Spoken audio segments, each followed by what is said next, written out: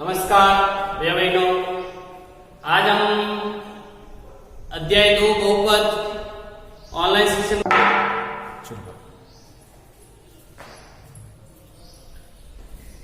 शुरू करिए। नमस्कार, आज हम अध्याय 2 ऑनलाइन शिक्षण के अंदर बहुपद के बारे में अध्ययन करेंगे, जिसको अंग्रेजी में पॉलिनोमियल्स कहते हैं। तो पॉलिनोमियल्स की परिभाषा क्या होती है? बहुत सारी कक्षाओं में भैया बहन ये कहते हैं बहुत सारे पदों को, 2 या 2 से अधिक पदों को बहुपद कहते हैं, या किताबों में भी ये लिखा हुआ आता है 2 या 2 से अधिक पदों को बहुपद कहा जाता है। उस परिभाषा से संतुष्ट नहीं हो तो संतुष्ट करने के लिए पूर्णतः व्यवस्थित परिभाषा पढ़ेंगे कक्षा 10 के अंदर ध्यान से। तो बहुपद जिसे पॉलिनोमियल्स कहते हैं, बहुपद का पता अज्ञात चर पदों की घात एक पूर्ण संख्या होती है। अज्ञात का मतलब कोई भी अंक, चर का मतलब एबीसीडी अक्षर, घाते पूर्ण संख्या का मतलब होता है 0 से लगा के अनंत तक कोई भी हो सकता है। जैसे मैंने इसके ऊपर 4 तो ये पूर्ण संख्या है, तो आप तुरंत कह सकते हैं ये पद तो एक है परंतु बहुपद है। बहुत सारे पद होने की जरूरत नहीं है, सिर्फ उसके ऊपर पूर्ण संख्या की घातें होनी चाहिए, तो ये भी बहुपद है। बहुत सारे भैया बहनों कहते हैं इनमें से बहुपद छांटिए, बहुपद छांट के बताइए, तो इस प्रकार से बहुपदों को छांटने के लिए अपन पता करते हैं कि 2x स्क्वायर 3x की घात -1 1x 1/x 5/x की घात 3, इनमें से कौन कौन सा बहुपद है? तो आप तुरंत कहेंगे भैया जी बहुपद है, 4 है 2 के श्योर है बहुपद है। -1 क्या पूर्ण संख्या में परिभाषा आती है? माइनस पूर्ण संख्या में 0 से अनंत तक, उसमें ऋणात्मक संख्या शामिल नहीं है। 1/x और 1/x x के ऊपर कोई घात नहीं लगा दो। अब इसे x को मैं यदि व्युत्क्रम करूं तो x की घात क्या होगी? -1 होगी।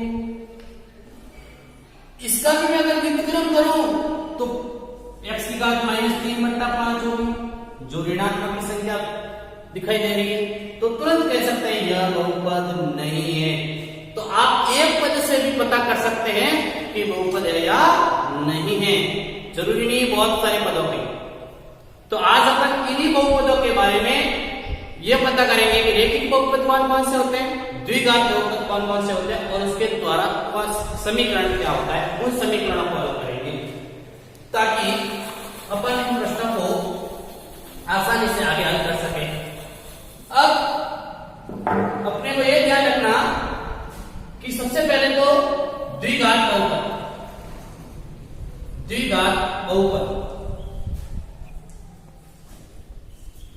अब द्विघात बहुपद के लिए ax² + bx + c, ax² + bx + c। अब आप कहेंगे भैया जी अज्ञात तो मिल गया, पता ही नहीं दे सकता है, परंतु ये तो दोनों एबीसीडी अक्षर है। नहीं भैया, ये रियल नंबर है, रियल नंबर वास्तविक संख्या,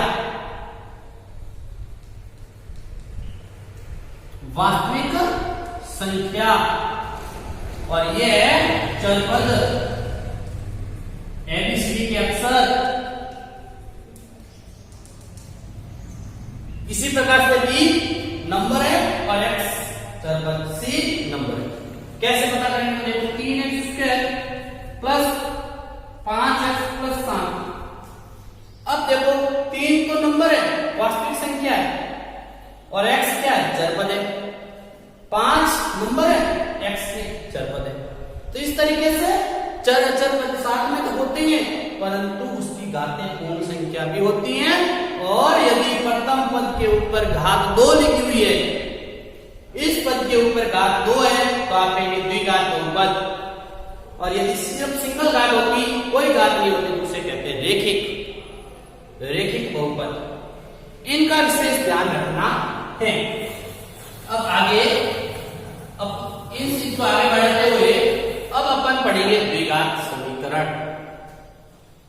द्विघात समीकरण।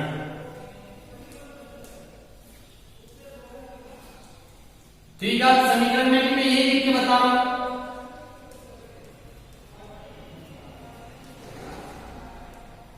परंतु बराबर में 0 लगा।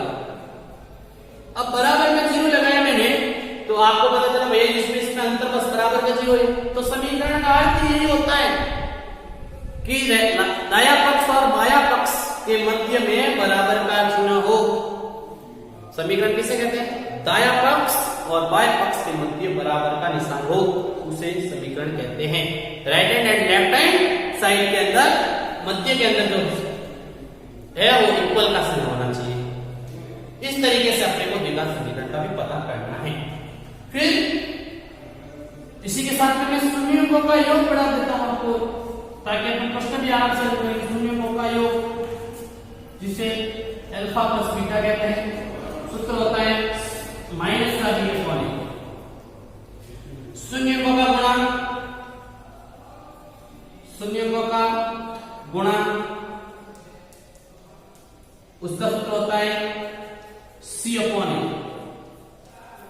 इन सूत्रों के द्वारा हम आगे के प्रश्नों को हल करेंगे। फिर अपनी जो प्रश्नावली रहेगी 2.1 उनके द्वारा प्रश्न पढ़ेंगे। तो प्रश्न मेरा ये रहेगा, द्विघात बहुपद ज्ञात कीजिए जिसमें शून्यों का योग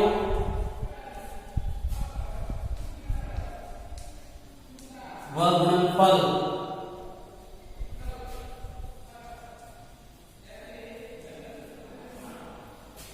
क्रमशः है।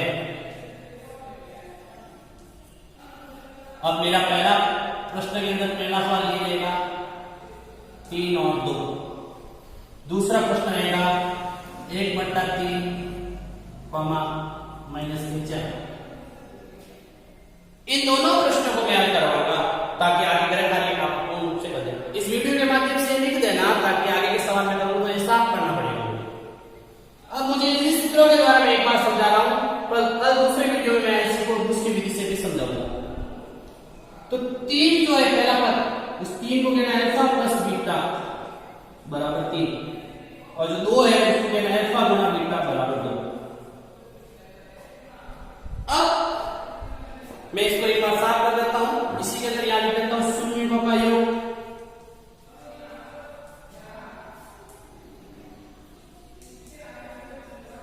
जिससे कहते हैं अल्फा प्लस बीटा, सूत्र होता है माइनस का बी अपॉन ए। अब आपके सामने लिखा हुआ है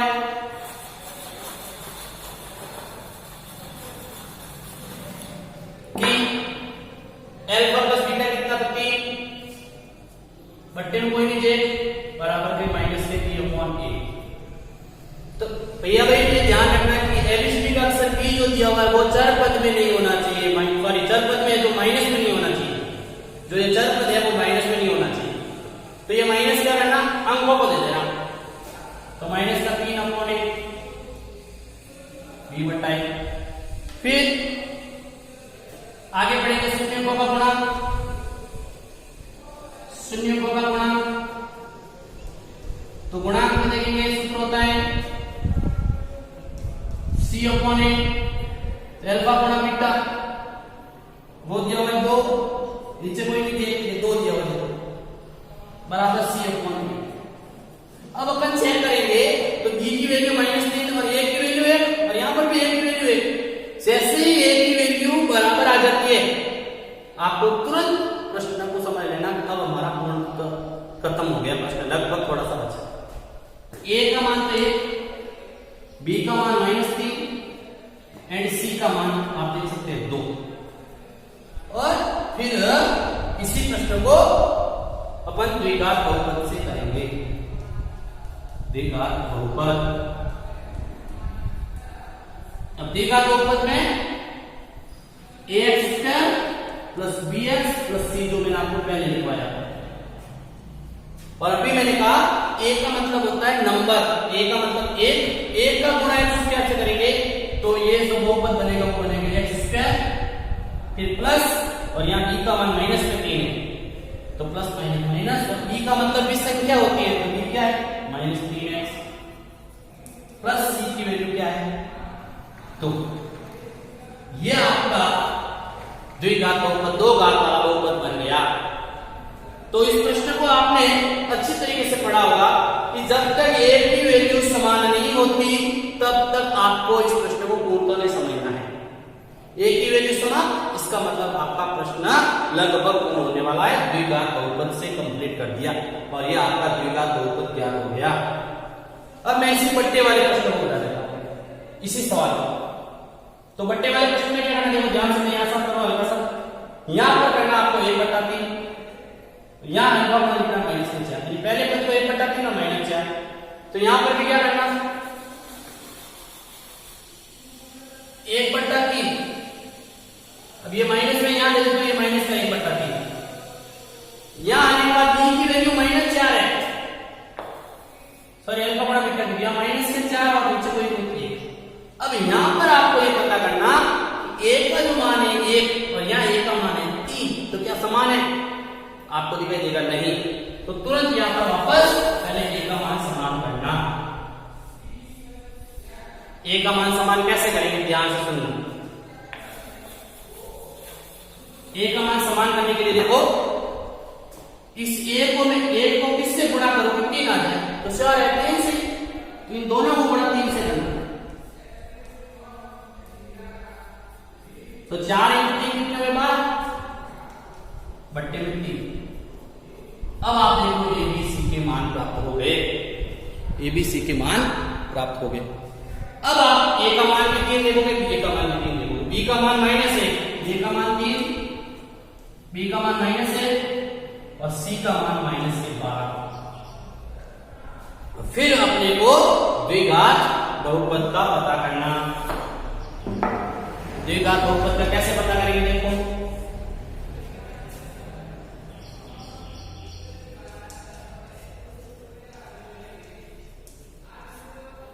ax² + bx + c, a का मान बताओ 3x², b का मान बताओ तो -1 तो प्लस है तो -1, a को x में तो x आएगा, c का मान -1 के बाद -1।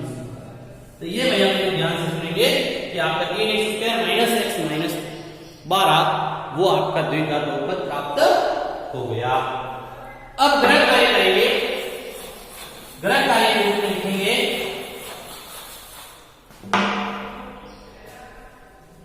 ग्रह कार्य,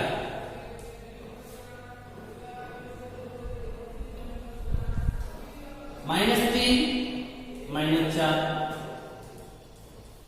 1/4 -2, √3 1 और अंतिम प्रश्न करेंगे 1/4 माइनस का 1/6 प्लस का 1/4 है और ये माइनस 1/4 है। इन्हीं प्रश्नों को आपको पढ़ने हैं ग्रह कार्य के रूप में, ये आपका प्रश्न ग्रह कार्य के रूप में रहेगा। तो आज मैंने पढ़ाया आपको बहुपद की परिभाषा, रैखिक बहुपद क्या होता है, द्विघात बहुपद क्या होता है, इनके सूत्रों के बारे में मैंने हल करवाया। तो आशा करूंगा ये वीडियो मेरे को अच्छी तरीके से समझ में आया होगा। कल मैं इसी वीडियो को द्विघात जो बहुपद ज्ञात करना होता है वो दिया हुआ रहेगा, आपको शून्य निकाल के बताना है। धन्यवाद।